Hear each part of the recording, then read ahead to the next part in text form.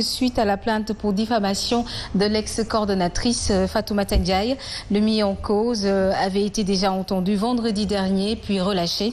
Ignace avait déclaré que Fatoumata Ndiaye avait reçu 2 véhicules et une maison d'un ministre de la République, ce qui selon lui explique son revirement.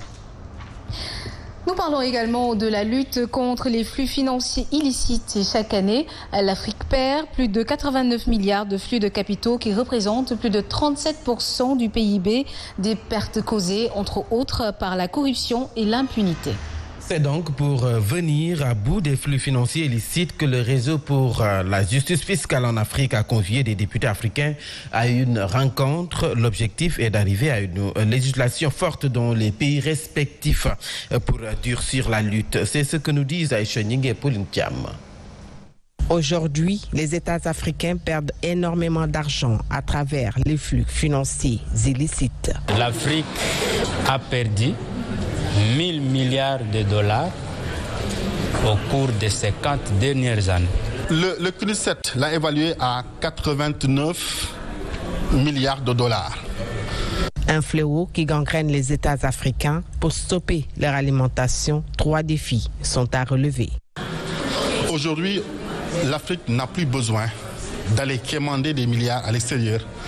Alors qu'à l'interne, il y a une possibilité de faire de la mobilisation de ressources internes, de recouvrer énormément d'argent à travers des pertes qui sont provoquées par les entreprises, par les pertes qui sont provoquées par le commerce illicite, mais également des pertes qui sont provoquées par la corruption. Ces experts financiers pour la justice fiscale en Afrique et les parlementaires africains s'engagent dans la lutte contre les flux financiers illicites pour relancer l'économie des États africains. Et nous parlons du 5e recensement général de la population et donc de l'habitat qui va débuter dans le courant du second semestre de l'année 2023 et sur toute l'étendue du territoire. Le chef de l'État a signé donc le décret le 20 septembre dernier. Ce recensement qui, selon lui, va permettre au Sénégal de disposer de données statistiques récentes et exhaustives pour une meilleure planification du développement économique, social et environnemental, ainsi qu'un bon suivi, évaluation régulier des populations et programmes de développement. Nanko Bakayoko nous en dit plus. Le chef de l'État annonce le 5e recensement général de la population et de l'habitat. Ce recensement d'envergure sera organisé au courant du second semestre de l'année 2023 sur l'étendue du territoire national. D'après le président Macky Sall qui a signé le décret, l'objectif de ce 5e recensement de la population et de l'habitat est de mettre à la disposition de l'État et des acteurs du développement des données statistiques récentes et exhaustives pour une meilleure planification du développement économique, social et environnemental ainsi qu'un suivi et évaluation régulier des populations et programmes de développement. Ce sera le 5e recensement de la population après ceux de 1976, 1988, 2002 et 2013 où c'était la première fois que le recensement de la population et de l'habitat était combiné à ceux de l'agriculture et de l'élevage. Justement, en 2013, l'Agence nationale de la statistique et de la démographie avait mis en place un impressionnant dispositif informatique composé de 850 ultra-portables, 47 ordinateurs fixes au niveau des 45 bases départementales, 300 clés Internet et 900 téléphones portables. À cela s'était ajouté un dispositif humain composé de 17 164 agents recenseurs, 633 superviseurs et 2566 contrôleurs, entre autres. Réaction de l'analyste politique, docteur en sociologie, relève que ce recensement sera organisé 1 an avant la présidentielle. Abdoukhadre Sanogo, joint au téléphone, estime que les populations devraient donc s'attendre à de nouvelles politiques de développement adaptées aux besoins de la population. Nous l'écoutons. Analyse, c'est qu'il ne faut pas oublier que l'État c'est une continuité. On peut bel et bien enclencher ou bien prévoir ces recensements-là. Pour autant, au sortir de l'interprétation des résultats, ces nouvelles politiques de développement peuvent être déployées par un autre régime. L'État n'est pas une réalité statique. Deuxième analyse, on peut également faire ces recensements-là et s'appuyer sur ces résultats pour montrer la profondeur des besoins sociaux auxquels les Sénégalais seraient tentés d'être confrontés. Pour tracer le profil idéal de celui qui serait capable capable de mieux répondre aux attentes des Sénégalais. Tenter la continuité plutôt que la rupture. Troisième analyse, c'est que visiblement également, ça peut étayer les positions des gens qui pensent que le président Macky Sall est toujours dans sa logique de vouloir encore demander un autre mandat. Et nous reparlons de la 127e édition donc, du Magal de Touba qui a pris fin ce lundi avec la traditionnelle cérémonie officielle, un moment pour le khalife général des Mourides de magnifier dans l'ensemble l'organisation de cet événement religieux. Serigne Mountakha, par le biais de son porte-parole, est revenu sur plusieurs sujets qui lui tiennent à cœur, à savoir les dérives sur les réseaux sociaux, la violence et les élections locales à venir. C'était en présence d'une forte délégation du gouvernement conduite par le ministre de l'Intérieur. Safiatou Banya nous fait la synthèse de ce discours.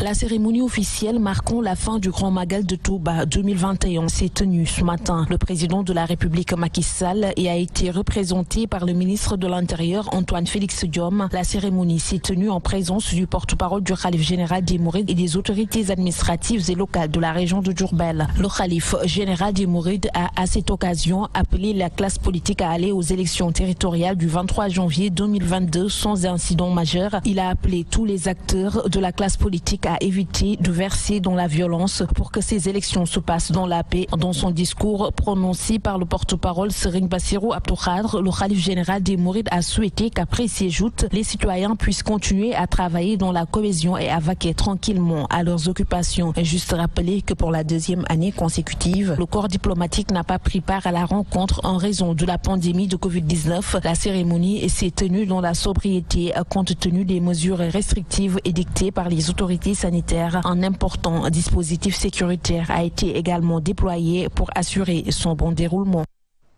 Allons à présent à Alout, un village situé dans la commune de Diakounda, département de Bounkiling.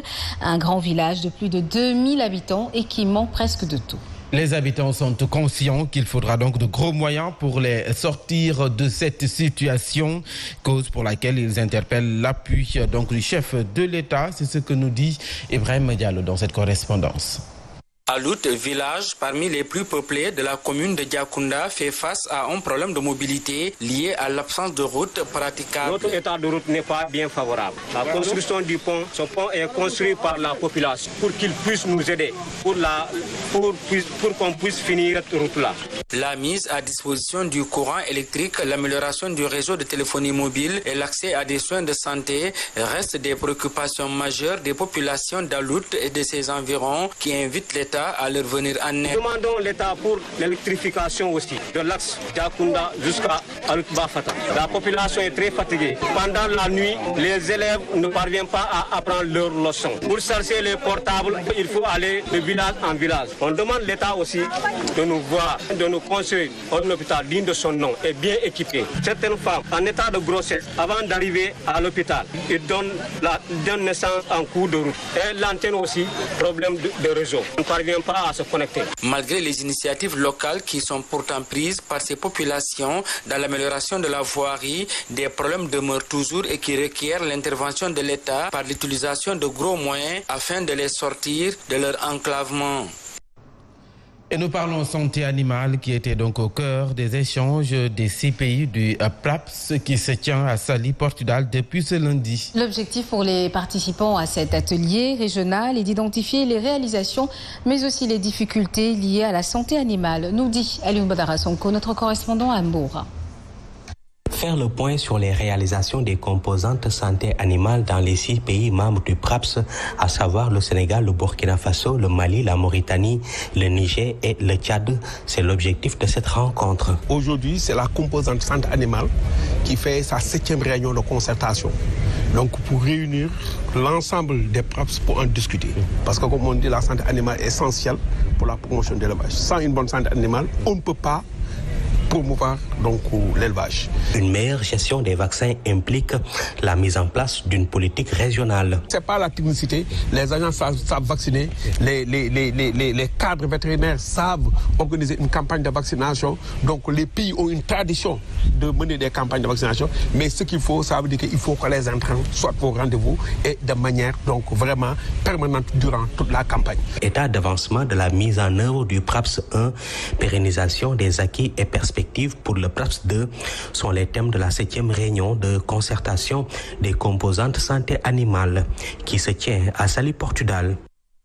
Et nous allons à Rufisque, la vieille ville où des acteurs culturels doyens dans l'animation théâtrale montrent leur désolation suite aux nombreuses plaintes des citoyens qui condamnent le contenu des séries réalisées par des producteurs sénégalais. Et la plupart parlent du même thème que de sexe, d'amour et de violence, ce qu'ils considèrent comme une atteinte à la culture de notre pays. Ces acteurs culturels invitent à la retenue et demandent aux producteurs, donc aux metteurs en scène et aux artistes comédiens de faire des recherches pour évoquer des problèmes beaucoup plus pointus qui se posent dans la société sénégalaise afin donc d'aider les parties prenantes à trouver des solutions. Le reportage de Chermet Yansek. Trop de scènes ou de thèmes de sexe, d'amour ou de violence dans nos séries nationales télévisées, des acteurs culturels s'indignent et évoquent plusieurs facteurs qui seraient à l'origine de telles dérives. Dans l'audiovisuel, on a vu certains religieux, entre guillemets, fustiger certaines séries qui sont sorties. Ça pose le problème de nos comédiens. Sinon, c'est des tomes d'amour à longueur de journée. Même les hindous, excusez-moi du terme, qui traitent beaucoup de ces thèmes-là, ne les traitent pas de la manière dont les Sénégalais, ou en tout cas dont les producteurs sénégalais les traitent. Pour ces doyens de la culture sénégalaise, les problématiques qui se posent dans le domaine de l'éducation et les inondations récurrentes pouvaient bien servir de source d'inspiration pour aider les décideurs à trouver des pistes de solutions. Mais qu'est-ce qui empêche les séries de traiter de ces problèmes que posent les syndicats? Qu'est-ce qui nous empêche de traiter des problèmes de l'éducation? C'est vrai que les syndicalistes posent souvent des problèmes de ce genre, mais c'est à nous aussi, hommes de culture, de poser véritablement ces problèmes-là pour essayer de trouver avec les syndicalistes des solutions. Ces acteurs culturels s'engagent à toujours accompagner les jeunes producteurs, metteurs en scène et autres artistes comédiens dans le cadre de sessions de formation. Il est 7h16, vous êtes toujours sur Zik FM et Saint TV. Vous suivez le bloc d'information actuellement, le journal.